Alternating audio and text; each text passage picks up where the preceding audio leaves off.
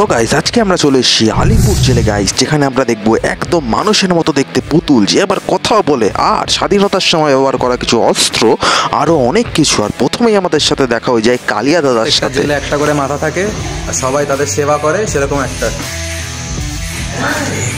তারপর আমরা দেখতে পাই যে কিভাবে জেলে আসামিদের চুল কাটানো হতো সেই সময় দাঁড়িয়ে, আর ইংরেজ সাহেবরা কিভাবে পাহারা দিত। আর এইটা দেখে আমার ছোটবেলার কথা মনে পড়ে যায় গাইস। ঠিক এরকম ভাবে আমার মা পাহারা দিত দোকানে দাঁড়িয়ে, আর দোকানদারকে বলতো বাটি ছাটে করে দিতে আমার চুল গাইস।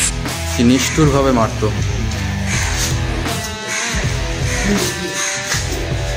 এদেরকে দেখলেই মানে এখনো আর তাদের আত্মনাদগুলো আমাদের চোখে ভেসে ওঠে। আর এরা আমাদের এত বছর ধরে রাজ করার পরে দেখো এরকম বেল্ট।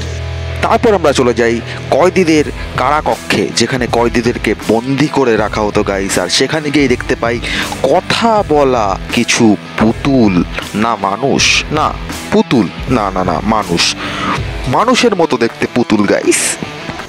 দেশ মায়ের এখনো অনেক কাজ বাকি। মুখ তোল, তোল,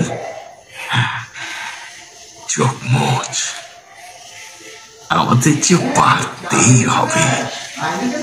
তারপর আমরা দেখতে পাই স্বাধীনতার সময় ব্যবহার করা কিছু অস্ত্র, যেখানে ছিল পিস্তল, রাইফেল, আরো অনেক কিছু। বেশ ভালোই কাটছিল, বেশ ভালোই ঘুরছিলাম, কিন্তু সেই সময় ঘটে আমাদের সাথে কিছু ভয়ানক ঘটনা। টয়লেটে গিয়ে গা পুরো ছমছম করছে, আর আমি একা একা গেছি। হ্যাঁ, পুরো নিস্তব্ধ একদম, আর ভেতর দিকে টয়লেটটা। ঠিক আছে, সবাইকে আটকে রাখা হলো।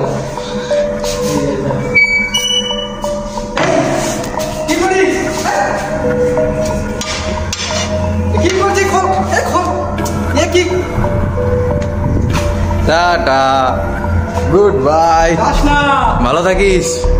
পরের দিন আসছি আবার দেখা করতে। Hello Bangali, welcome to another video of blog out. আর আজকে আমরা চলে এসেছি আমাদের একটা সাবস্ক্রাইবার কাম ফ্রেন্ডের, আমাদের কমেন্ট বক্সে রিকোয়েস্ট করেছিল যে আলিপুর মিউজিয়ামে যা, আলিপুর মিউজিয়ামে যা। তো এই যে সেই কমেন্টটা, তো সেই কমেন্ট দেখেই আমরা চলে এসেছি আজকে আলিপুর মিউজিয়াম।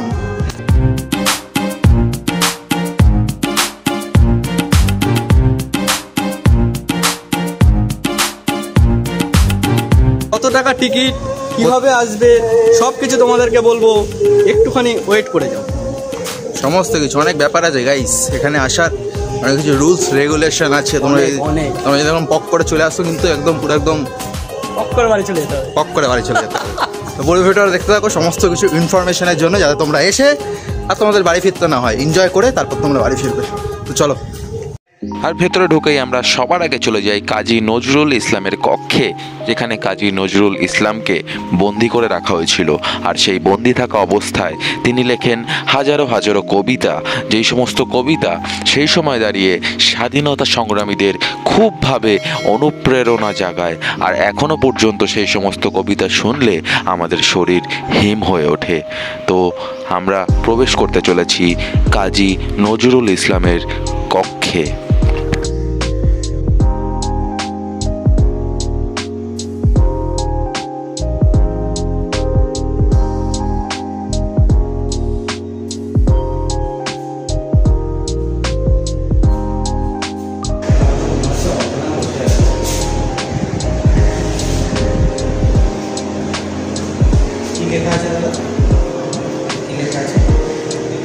হঠাৎ দেশে কবিতা লেখা,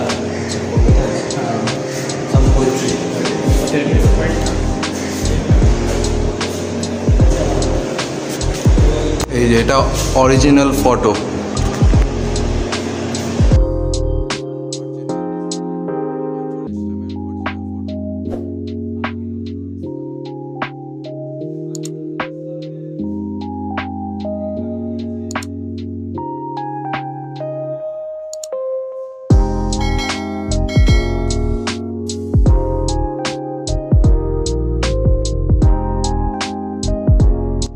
তারপর আমরা দেখি ডাক্তার বিধানচন্দ্র রায়ের কক্ষ।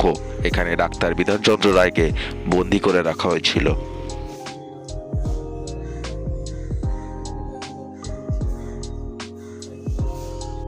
ঋষি অরবিন্দ ঘোষের কক্ষে যাব, চলো দেখি অরবিন্দ স্যার বসে আছে ওখানে।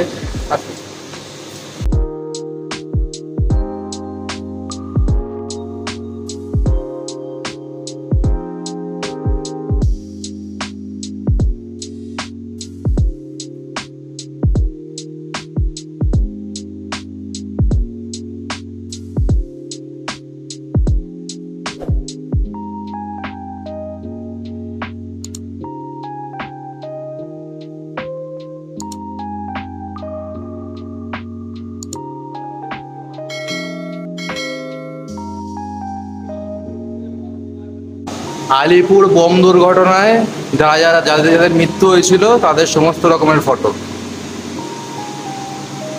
আর এই যে বোমের সাইজ, সেই বোমের সাইজগুলো ছিল এরকম, আর সেই বোমের জন্য এতজনের মৃত্যু হয়। আর তারপর বাইরে এসে আমরা পাই এই সুন্দর টাইম ল্যাপসটা। আর হ্যাঁ, বাইরে কিন্তু খাওয়া দাওয়ার ব্যবস্থাও আছে। তো সেখানে আর কিছুক্ষণ আমরা টাইম স্পেন্ড করার পর চলে যাই তো মানুষের মতো পুতুল, যারা কিনা আবার কথাও বলে। আর এখানে গাইস প্রত্যেকটা স্ট্যাচুর এখানে একটা করে আওয়াজ হচ্ছে, মানে এটা ঝাড় দেওয়ার আওয়াজ। দেখো তোমরা কি শুনতে পারো, ঝাড় দেওয়ার আওয়াজ হচ্ছে এখানে। এই যে কাপড় কাচার আওয়াজ।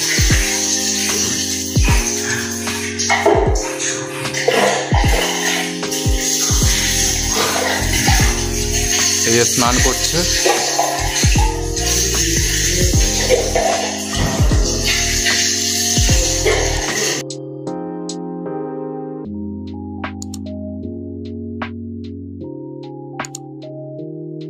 দেশ মায়ের এখনো অনেক কাজ বাকি। মুখ তোল, তোল, চোখ মোচ, আমাদের যে পারতেই হবে। প্রত্যেকটা জেলে একটা করে মাথা থাকে আর সবাই তাদের সেবা করে, সেরকম একটা। এতগুলো লোকের প্রায় এখানটায় এখনো কম লোক আছে, মানে দেখাচ্ছে আরো বেশি লোক ছিল। তাদের সবার জন্য একটাই টয়লেট। তো গাইজ এই দেখো 1949, মানে ভারত স্বাধীন হওয়ার পরেরই 2 পয়সার কয়েন, 2 পয়সা 3 পয়সারও কয়েন আছে এখানে। 3 পয়সার কয়েন 1949, 2 টাকার কয়েন। ব্রিটিশ আমলের মুদ্রা গাইজ, 1951, মানে অনেক বছর আগের। 1968 সালের কয়েন, 1 পয়সা, 1 পয়সা 1968। তখন 1 পয়সারও অনেক ভাও ছিল। 1.5 টাকা, এটা 1.5 টাকা, 1951 সালে 1.5 টাকা। 150 বছর পূর্তিতে এই কয়েনটা বের করে।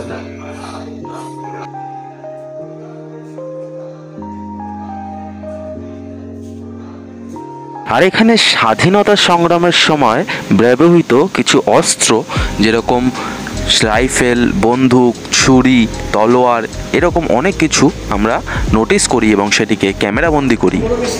দীনেশ গুপ্তর ব্যবহৃত পিস্তল, এটা জাস্ট ডামিটা।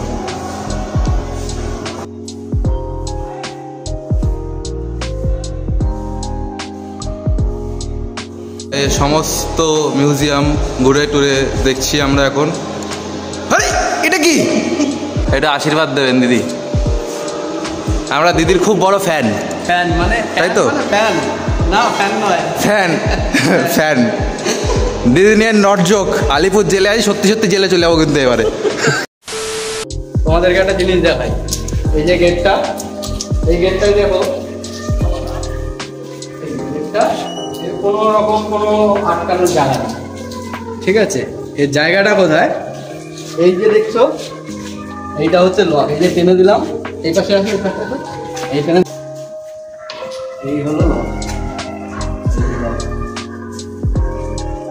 এই ভেতরে তালা মেরে দেবে, ব্যাস হয়ে গেল কেল্লা পাতি। চলো চলো দেখি ভেতরটা কিরকম। আসো ভেতরটা দেখাবো। এইখানে এই জেলে সবাইকে আটকে রাখা হবে। এই যে কি করি, কি করছি? খোল, এ খোল, এ কি? টাটা, গুড বাই, যাস না, ভালো থাকিস। পরের দিন আসছি আবার দেখা করতে। সো গাইস, আজকের জন্য এতটাই। ভিডিওটা কেমন লাগলো তোমাদের সেটা অবশ্যই কমেন্টে জানিও। আর যারা নতুন সাবস্ক্রাইবার আছো তারা ভিডিওটাকে লাইক করে দাও আর চ্যানেলটাকে সাবস্ক্রাইব করে দাও। আর পুরনো যারা সাবস্ক্রাইবার এসেছো তাদেরকে অনেক অনেক থ্যাংক ইউ সাবস্ক্রাইব করার জন্য, আমাদের এই চ্যানেলটা আর আমাদের পাশে থাকার জন্য। দেখা হচ্ছে আবার নেক্সট ভিডিওতে, ততক্ষণের জন্য টাটা।